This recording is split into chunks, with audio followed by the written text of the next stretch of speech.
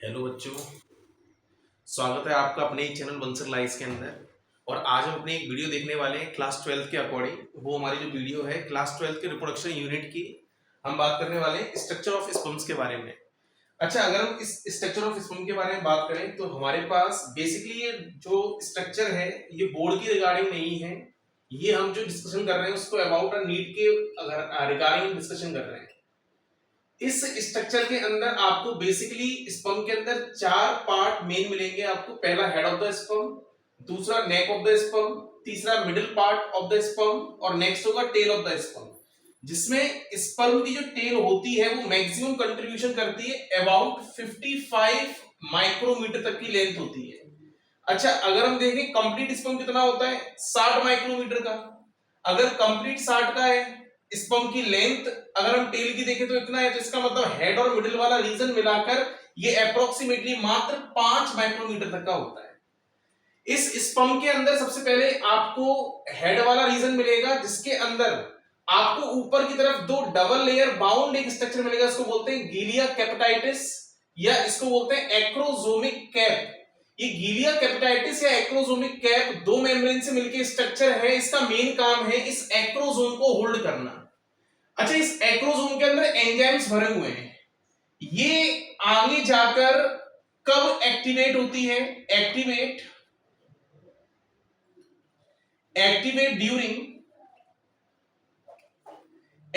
During when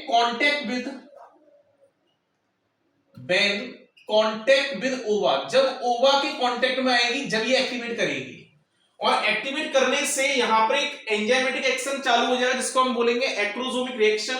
और इस एक्रोजोमिक reaction के अंदर कुछ हमारे पास हाइड्रोलाइटिक एंजाइम्स है। हाइड्रोलाइटिक एंजाइम्स मतलब होता है पानी से काम करने वाले एंजाइम्स। ऐसे एंजाइम्स जो पानी के, हाइड्रो मतलब होता है पानी, वाटर, लाइटिक मतलब होता है ब्रेक डाउन, वाटर के प्रेजेंस में ब्रेक डाउन करने वाले जो भी एंजाइम्स होंगे उनको हम बोलेंगे हाइड्रोलाइटिक एंजाइम्स।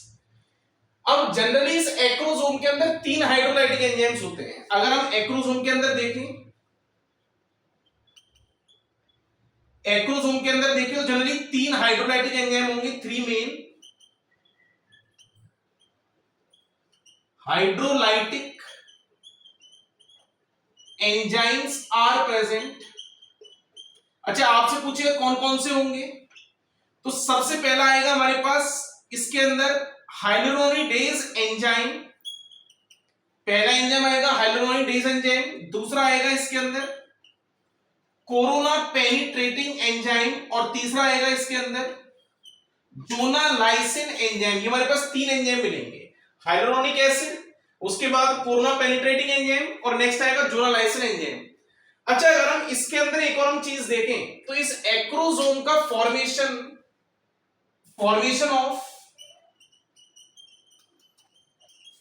ऑफ एक्रोजोम कब हुआ था? During spermatogenesis.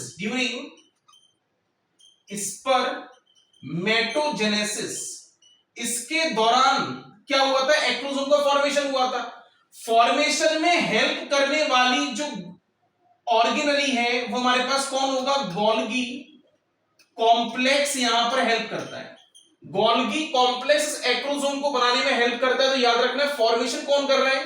Golgi complex. और इसका मेन काम क्या है? 3 एंजाइम फील्ड है जो आगे जाके एक्रोजोमल रिएक्शन शो करेंगे। तो याद रखना ये नेक्स्ट अपना पोर्शन आता है परफोटोरियम। परफोटोरियम एक प्लेट लाइक स्ट्रक्चर है जो नेक ऑफ द स्पर्म में एग्जिस्टेंस करेगा। इसका मेन काम होगा इस हेड वाले पार्ट को स्टेबल करने का, मतलब स्टेबिलिटी प्रोवाइड करेगा। अगर इसकी स्टेबिलिटी खराब होती है या अगर परफोटोरियम वाला पोर्शन अनस्टेबल होता है या इसके अंदर प्लेट्स वीक होना चालू हो जाती है, तो इसमें स्पर्म के अंदर एक समस्या आती है, ट्रेटोस्पर्मिया वाला केस देखने के लिए मिलेगा। अच्छा, नेक्स्ट अपना ये न्यूक्लियस है। कौन सा यहाँ पाएगा? यहाँ पर हैप्लॉइड क्वांटिटी, और यहां पर जनरली नंबर ऑफ क्रोमोसोम्स जो अपने को देखने के लिए मिलेंगे वो यहां पर 23 होंगे, जिनको हम बोलते हैं हैप्लॉइड सेट। यहां पर जो नंबर ऑफ क्रोमोसोम देखने के लिए मिलेंगे वो कितने होंगे? 23, जिनको हम बोलेंगे हैप्लॉइड सेट्स। उसके बाद अंदर की तरफ यहां पर मेरे पास 2 सेंट्रियोल हैं। बेसिकली स्पर्म के अंदर 3 सेंट्रियोल होते हैं। बेसिकली स्पर्म के अंदर 3 सेंट्रियोल होते हैं। पहला पैरोक्सिमल सेंट्रियोल, दूसरा डिस्टल सेंट्रियोल और लास्ट रिंग सेंट्रियोल या एनुलस, या इसी को बोलते हैं जेनसन रिंग। ये हमारे पास 3 सेंट्रियोल एग्जिस्ट करते हैं। अच्छा, लास्ट वाला रिंग सेंट्रियोल या एनुलस की बात करें, इसकी लोकेशन ये है, मतलब अगर हम देखें पूरा जो मिडिल पोर्शन है स्पर्म का, इस मिडिल पोर्शन के बेस में यहां पर लोकेशन पाई जाएगी। बट इसका आज तक बायोलॉजी में कोई भी फंक्शन नोन नहीं है।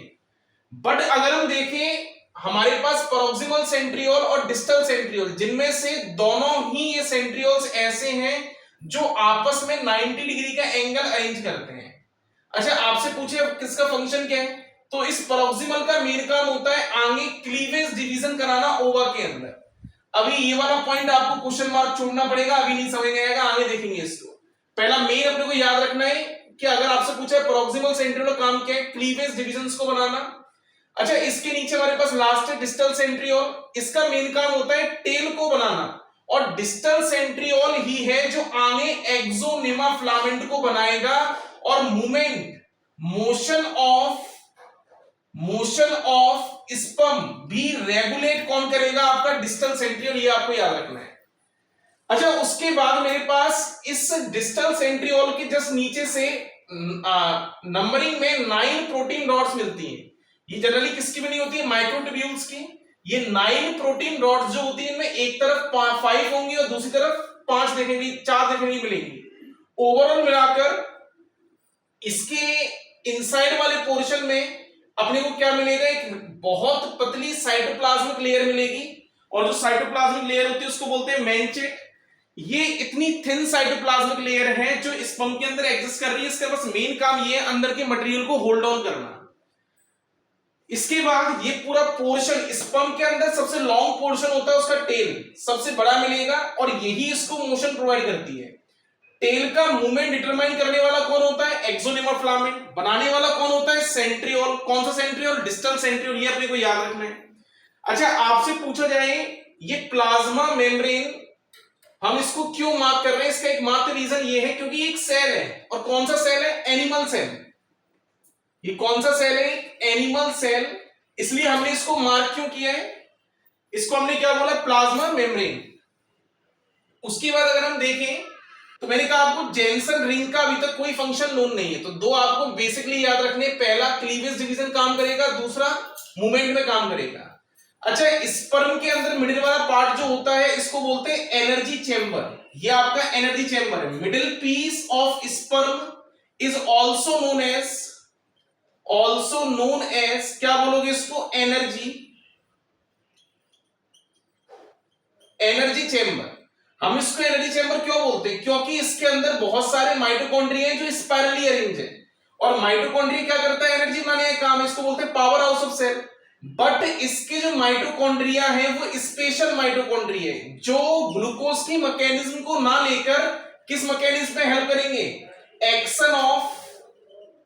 एक्शन ऑफ फ्रक्टोज के हेल्प से अपना खाना, अपनी एनर्जी सिंथेसाइज करेंगे। वो एनर्जी ट्रांसमिट कहां करने वाले हैं, डिस्टल पार्ट में, और डिस्टल पार्ट क्या करेगा, इसको एक्सोनिमा में देगा, और जिससे टेल मोशन करना चालू करेगी और स्पर्म आगे बढ़ना चालू करेगा।